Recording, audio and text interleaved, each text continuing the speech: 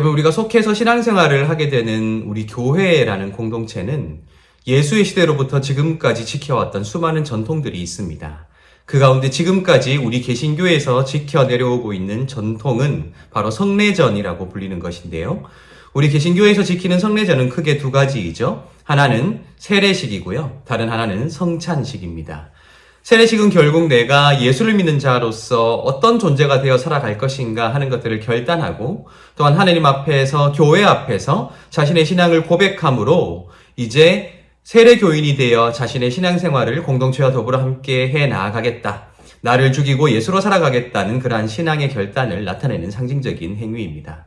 그리고 성찬식은 그렇게 예수를 믿고 예수를 믿는 존재로 살아가기로 결단한 자들이 예수의 몸을 상징하는 빵과 예수의 피를 상징하는 포도주를 마시는 행위를 의미하는 것이지요. 우리를 위하여 지키신 예수의 몸과 흘리신 피를 기념하고 그의 죽으심을 그가 오실 때까지 전하는 것, 그러한 결단을 담아내는 것이 바로 이 성찬식이라 할 수 있을 것입니다.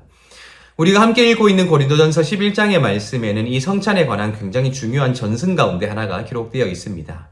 사실 복음서에도 예수께서 베푸신 성찬에 관한 각 전승들이 기록되어 있는데, 우리가 읽고 있는 고린도전서 11장에는 복음서에 기록된 것과는 달리 바울이 예수께로부터 직접 받은 것이라는 사실을 밝히는 이 성찬에 관한 굉장히 중요한 전승, 고대 교회의 전승이 기록되어 있다는 것입니다. 그런데 우리가 이 바울이 기록하고 있는 성찬의 전승 가운데 굉장히 중요한 한 가지를 날마다 기억하고 있죠. 이 성찬을 우리가 대할 때마다 예수 그리스도의 몸을 상징하는 빵과 피를 상징하는 포도주에 참여할 때에 그것이 무엇을 상징하는가, 그리고 나 자신을 분별하며 그것에 참여해야 한다는 굉장히 중요한 책임감을 이 말씀을 통해 우리가 깨닫게 된다는 것입니다. 특별히 고린도전서 11장 27절부터 29절의 말씀에는 이렇게 되어 있습니다.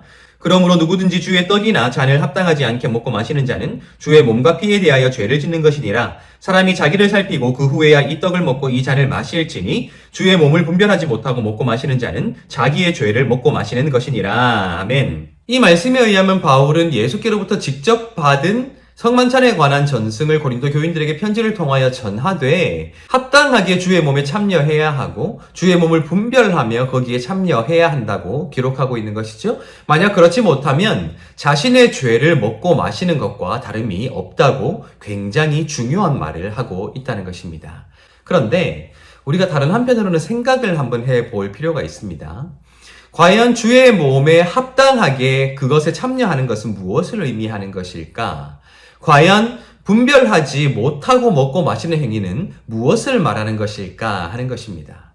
많은 사람들이 합당하게 참여하며 또한 분별하고 참여하는 것을 우리의 삶과 연관시키는 경우들이 굉장히 많이 있습니다. 그것에 부끄러움 없이 참여할 수 있도록 날마다 구별된 삶을 살아야 한다. 그렇게 우리가 성례전에 참여하는 것만큼이나 그 순간 그렇게 우리가 거룩하게 임하는 것만큼이나 우리 모든 사람들의 삶이, 그리스도인들의 삶이 그렇게 아름답고 거룩해야 한다는 가르침으로 이어지는 것도 사실일 것입니다. 그런데 저는 또 다른 가능성을 한번 생각해 보고 싶습니다. 우리가 읽고 있는 고린도전서 11장의 맥락에 비추어 한번 생각해 보자는 것이죠. 우리가 지난 시간에 함께 살펴보았듯이 바울이 고린도 교인들에게 성만찬에 관한 가르침을 기록한 것은 그들이 모일 때에 그들의 모임이 칭찬받지 못할 만한 것이었기 때문이었다고 말씀드렸습니다. 그것은 11장에 기록되어 있는 내용이지요. 누군가는 먼저 먹음으로 배가 부르고 또 취하게 되고 누군가는 먹지 못함으로 굶주리게 되는 그런 불평등이 이 신분에 따라서 이어졌기 때문에 바울은 그것을 책망하고 바로잡기 위하여 이 말씀을 기록하고 있다는 것입니다. 결국 그들이 하나 되지 못하고 결국 그들이 공평함을 이루지 못하고 누구나 함께 모여서 그 신분 고하를 떠나서 공평하게 예수의 몸에 예수의 피에 그것을 기념하며 참여하지 못하는 상황들이 발생했기에 바울은 그것을 책망하고 칭찬하지 못한다고 말했으며 오늘 이 말씀에 기록되어 있는 성만찬에 관한 내용을 추가적으로 기록하고 있다는 것입니다. 더군다나 오늘 이 성만찬에 관한 이 단락이 어떤 결론으로 이어지는가 하는 것을 잘 살펴보시기 바랍니다. 33절과 34절입니다. 그런즉 내 형제들아 먹으러 모일 때에 서로 기다리라. 만일 누구든지 시장하거든 집에서 먹을지니 이는 너희의 모임이 판단받는 모임이 되지 않게 하려 함이라. 그 밖의 일들은 내가 언제든지 갈 때에 바로 잡으리라. 아멘.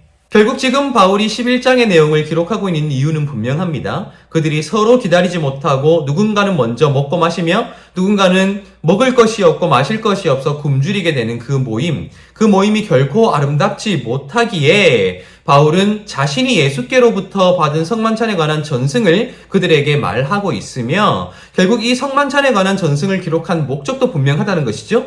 기다리라는 것입니다. 이러한 맥락으로 미루어 보았을 때 주의 몸에 합당하지 못하게 먹고 마시는 것, 주의 몸을 분별하지 못하고 먹고 마시는 행위는 조금 더 분명해진다 할 수 있을 것입니다. 그것은 그들이 하나 되지 못한 채로 서로 기다리고 배려하지 못한 채로 누군가는 먼저 먹고 누군가는 먹지 못하는 그러한 상태를 나타내는 것이 합당하지 못한 것 또한 분별하지 못한 것이라고 말하고 있다는 거예요. 어렴풋하게 추상적으로 죄를 짓고 먹고 마시는 것이라든지 아니면 삶이 거룩하지 못하고 먹고 마시는 것을 말하기보다 오히려 더 구체적으로 기다리지 못하는 것, 하나 되지 못하는 것, 배려하지 못하는 것, 세상에 존재하는 계급의 체계가 교회 내에서도 존재하는 것, 그것을 가리키고 있다는 것입니다.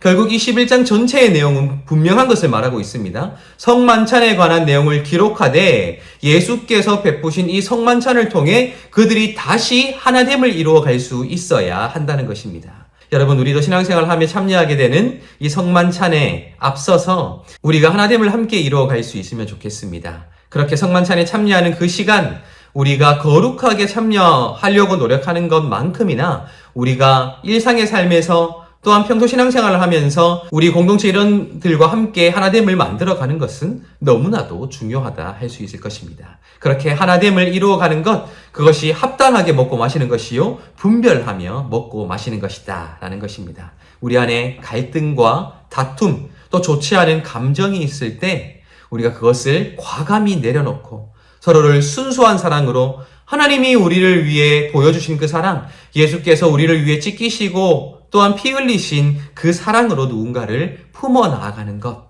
어쩌면 우리가 주님의 몸과 피에 참여하는 가장 기본적인 마음과 자세가 되어야 되지 않겠는가라는 생각을 해보게 됩니다. 우리의 하나됨, 우리의 연합, 우리의 섬김, 우리의 배려, 날마다 그러한 것들을 이루어 가시며 날마다 주님의 몸된 교회로 그분의 몸을 아름답게 가꾸어 갈 수 있는 저와 여러분들 되시기를 예수님의 이름으로 축복합니다.